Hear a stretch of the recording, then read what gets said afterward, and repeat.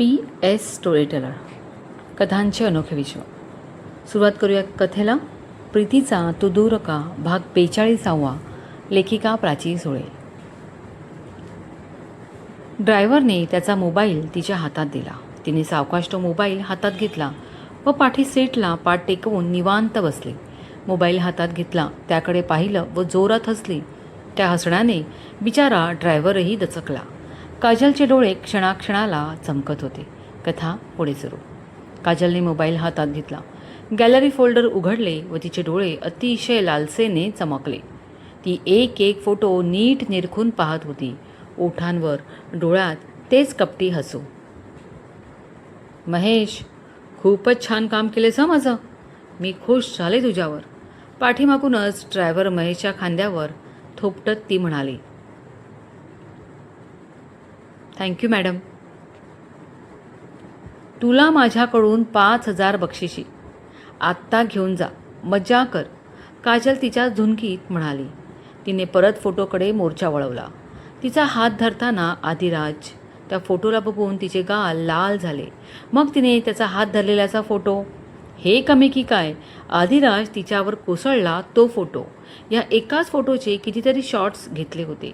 त्या फोटोने तर तिला वेड लावलं. पोटात असंख्य फुलपाखरे उडाली. नंतर ती व तो उभे राहिल्यावरचा फोटो आणि शेवटी कारमधून जातानाचा फोटो. नशीब ती कारमध्ये होती, नाहीतर वेड्यासारखी नाचायलाच लागली होती. हे फोटो कोणी काढले? हा सगळा काजलचाच प्लॅन होता. तिने ड्रायव्हरला रिटर्न पाठवले नव्हतेच. आदिराजशी खोटं बोलली होती. जर काही कारणाने आदिराजच्या जवळ जाता आले नाही तर कसंही करून दोघांचे एकत्र असतानाचे फोटो तर मिळवायचेच. तिच्या सांगण्यावरून महेश तिथे लपवून नव्हता. काजलचा इशारा मिळताच तो फोटो घेणार होता. काजलचं नशीब जोरावर होते म्हणायचे. तिला योग्य संधी मिळाली. फोडलेल्या मातीच्या ढिकळ्यावरून चालताना तिला अचानक ती युक्ती सुचली. मातीत पडण्याचं नाटक खूपच यशस्वी झालं. तिला हवं ते मिळालं. तिचे आणि आदिराजचे एकत्र फोटो. आता हेच फोटो ती पद्धतशीरपणे मैथिली आणि आदिराजच्या सुखी संसारात वापरणार होती. तिला आदिराजने आत्तापर्यंत दिलेल्या मानहानी वागणुकीचा बदला घ्यायचा होता. ते फोटो पुन्हा एकदा पाहून ती हसली. ड्रायव्हरने गेटमधून कार आत घेतली. तिचं घर आले.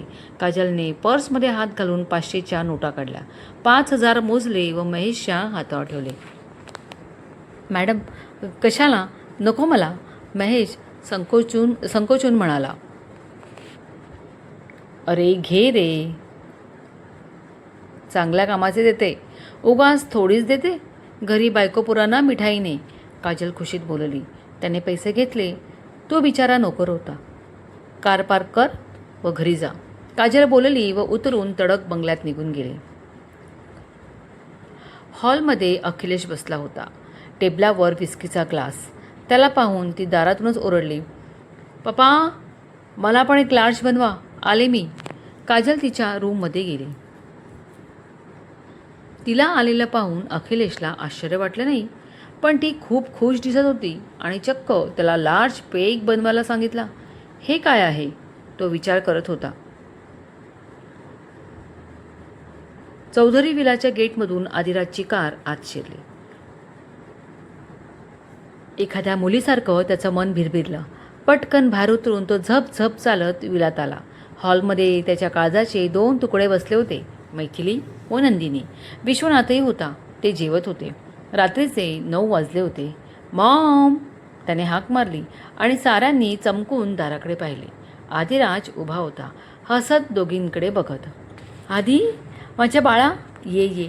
त्याच्याकडे हर्षभरीत नजरेने बघत नंदिनी उठत बोलली.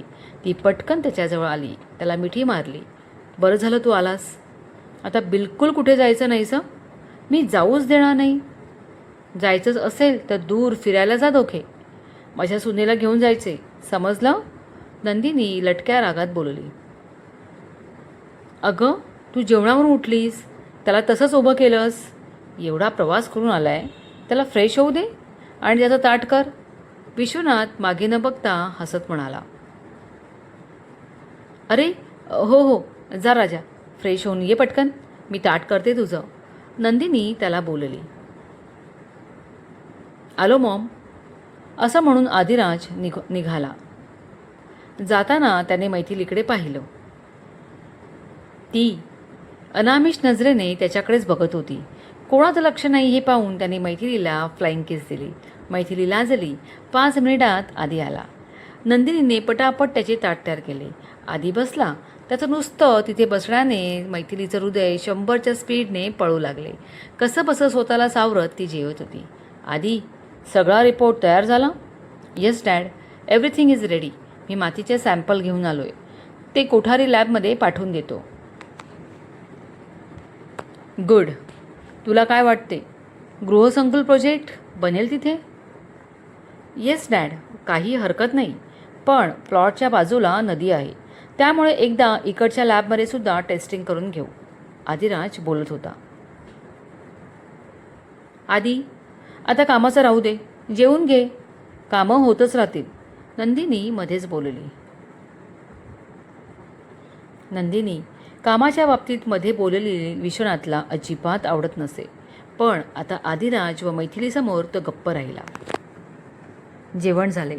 रोजच्याप्रमाणे नंदिनीने मैथिलीला काही करू दिले नाही. मैथिली निमूट तिच्या रूममध्ये निघून आली.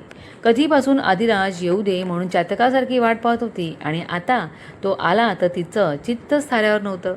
काय न काय घडून गेले, किती गोष्टी समजल्या आहेत. आधी गेलेल्या 2 दिवस झाले होते, पण मैथिलीला ते 2 युग वाटून गेले.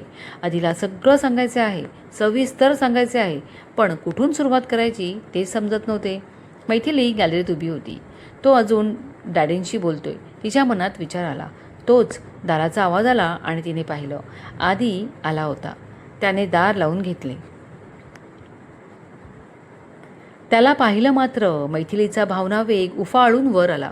डोळ्यात पाणी साठले. कडा लाल झाल्या. शरीर गदगदून आले. एवढा वेळ सावरलेलं मन मुक्त झाले व आवेगाने धावत ती आधीच्या कुशीत शिरली. त्याला घट्ट मिठी मारून तिने अश्रूंना वाट मोकळी केली. आधीला तिच्या मनाचा अंदाज येत होता आणि तिला एकटीला सोडून गेलो याचा रागही आला. त्याने तिला घट्ट बाहुपाशात घेतले. तिच्या कपाळावर हलके किस केले. तिच्या मुलायम केसातून हात फिरवला. तिला रडू दिले, पण पाठीवर हात फिरवत तिला धीर देत राहिला.